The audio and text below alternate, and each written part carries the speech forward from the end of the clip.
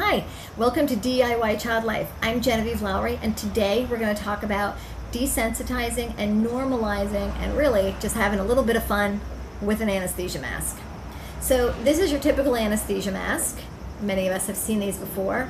Lots of kids have to go to the OR, and for many kids, this is the way that anesthesia is administered, is through this anesthesia mask.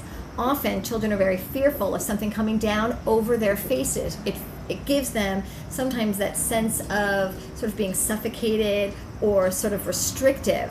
And so lots of times children will fight this mask if they are fearful or if they have a lot of anxiety surrounding that.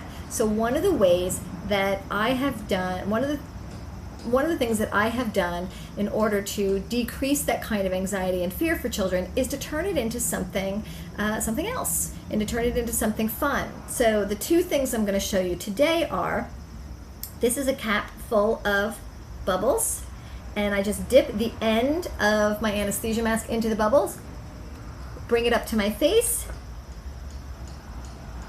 and blow. And it often gets the children either to see it on my face, on their mom and dad's face, and if you're lucky, they'll even bring it up to their own face. Do not force them to do it if they don't want to bring it up to their own face. You never force a child to do that. But the hope and the anticipation is that at least by seeing you do it or their parent do it, that will hopefully give them enough information that they will be at least a little less fearful when they have to bring it up, when they do have to bring it up to their own face. Or they may choose to try doing the bubbles themselves and at least bring it near or close to their own face.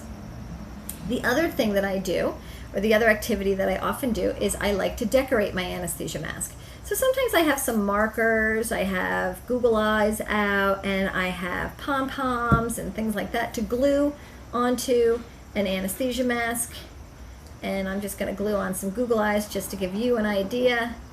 And just by doing that simple little thing of putting Google eyes on an anesthesia mask, it turns it into a little mouse or some little space critter or whatever that child wants it to be.